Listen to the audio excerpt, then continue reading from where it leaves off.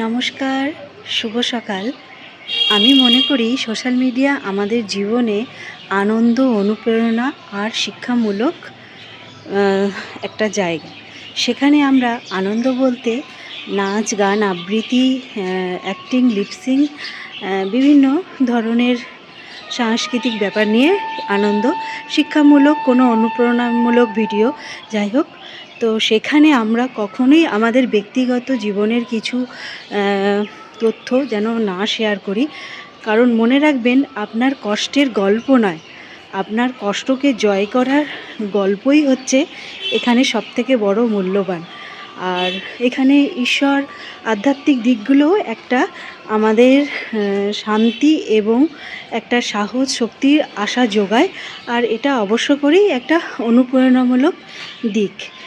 তাই আমরা সোশ্যাল মিডিয়াকে এভাবেই ব্যবহার করি, আনন্দ, শিক্ষা, অনুপ্রেরণা, আধ্যাত্মিক দিক। তো এইসব ভালো দিকগুলো তুলে ধরেই তার জায়গাটাকে বজায় রেখেই যাতে আমরা কন্টেন্টের মাধ্যমে প্রকাশ করতে পারি বা পোস্ট করতে পারি। এই দিকে সবসময় আমাদের সবার সচেতন হওয়া দরকার। তো এটাই আমার নিজস্ব একটা বক্তব্য ছিল। আর এটা অবশ্য করেই সবার জন্যে ভীষণই উপকারী আমার মনে হয়।